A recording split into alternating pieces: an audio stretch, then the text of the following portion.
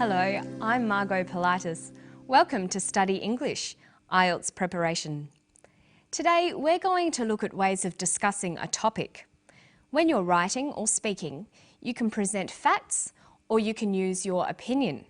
But how can you tell the difference? Today we'll find out.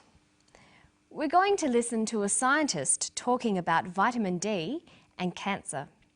In this clip, see if you can hear both facts and opinions being used. I believe that the public health problem for vitamin D deficiency is quite significant. I would estimate minimum 25% of adults in the United States, Europe, and probably even in Australia are vitamin D deficient. I mean, if you think about it, over 250,000 women in the United States will develop breast cancer this year. Something like 50,000 will die. If 25% of those breast cancers could have been averted, prevented in some way, just by having a little exposure to sunlight, would have been really tremendous. So he was talking about the links between vitamin D and cancer. Many Australians these days are avoiding the sun because they know it can cause skin cancer. But by avoiding the sun, they're missing out on vitamin D, the vitamin that you get from sunshine. And this is leading to other health problems. When you're reading, writing, or listening to an argument like this, it's important to be able to tell the difference between statements of fact and statements of opinion. But how can you tell the difference?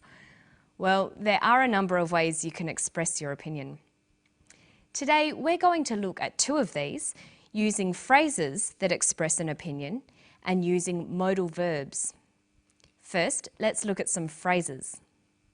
The key words to listen for when you're trying to decide whether someone is talking about facts or opinions are words like believe, think, argue, feel, opinion, or view. These vary from formal to informal. If I was talking with my friends, I might say, I think or I believe. If I was in a class or tutorial, I might say, in my opinion, or in my view. But if I was writing an essay or giving a very formal talk, I'd probably choose, it is believed, or it is thought. In formal writing, many people think you should avoid using the word I, even if you are giving an opinion. Here's the clip again. Listen for some of those phrases.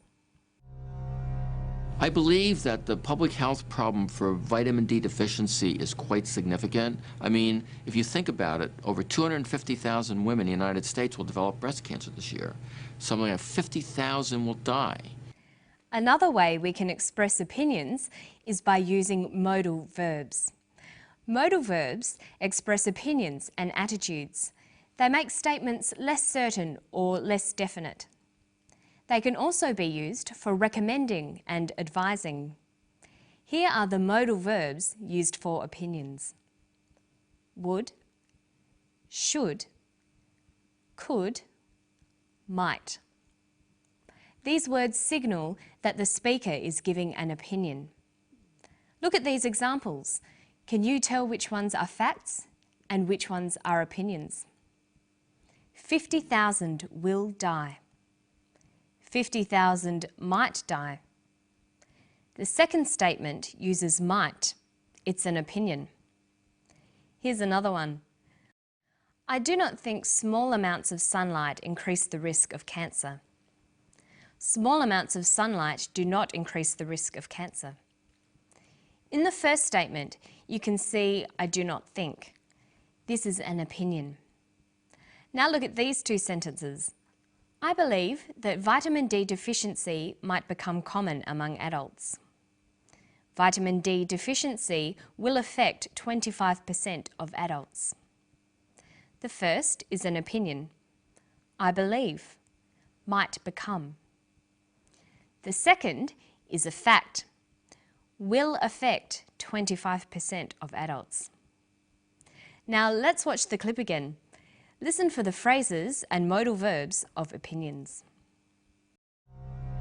I believe that the public health problem for vitamin D deficiency is quite significant. I would estimate minimum 25% of adults in the United States, Europe, and probably even in Australia are vitamin D deficient. I mean, if you think about it, over 250,000 women in the United States will develop breast cancer this year. Something like 50,000 will die. If 25% of those breast cancers could have been averted, prevented in some way, just by having a little exposure to sunlight, would have been really tremendous. Okay, so you can see that Professor Hollick is expressing an opinion using a combination of phrases and modal verbs. But now we're going to look at some pronunciation tips. When you're learning English, there are three very important parts of pronunciation. They are word stress, sentence rhythm, and intonation. Today we're going to look at the first two, how you can practice word stress and sentence rhythm together to improve your spoken English. Listen to this sentence closely for word and sentence stress. I don't think we should blame moderate, intelligent exposure to sunlight throughout our lives as the culprit for markedly increasing our risk of developing skin cancer. Notice that the speaker uses many words with more than one syllable. That is common in formal academic language. But when you come across longer words, you have to learn which syllable to stress. For example, we say intelligent, increasing, and markedly. Notice that when you stress one syllable, the vowels in the other syllables are shortened. Sometimes these short syllables become a schwa, an sound, or an I. They're short, relaxed sounds. Listen to moderate, intelligent, exposure, culprit, markedly, developing, cancer. This shortening of syllables preserves the overall sentence rhythm. Listen to the clip again. I don't think we should blame moderate, intelligent exposure to sunlight throughout our lives as the culprit for markedly increasing our risk of developing skin cancer. So when you're learning to speak English, you need to learn the pronunciation of individual words, but you also need to practice sentence rhythm, putting the words together into sentences. This is much easier when you get used to shortening the non-stressed vowels. Okay, listen to the clip and then we'll practice some more.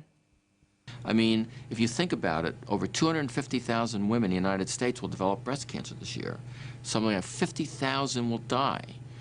If 25% of those breast cancers could have been averted, prevented in some way, just by having a little exposure to sunlight, would have been really tremendous.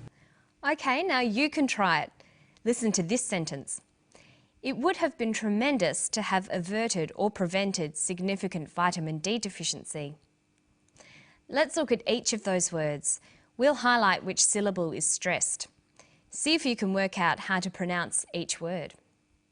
Tremendous, averted, prevented, significant, vitamin, deficiency.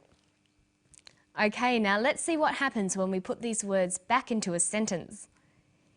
It would have been tremendous to have averted or prevented significant vitamin D deficiency. Making your spoken English sound natural takes a lot of practice. Don't forget to listen closely to vowel sounds and sentence stress, and remember to practice reading and writing in English every day. And that's all from me today. I'll see you next time on Study English. Bye.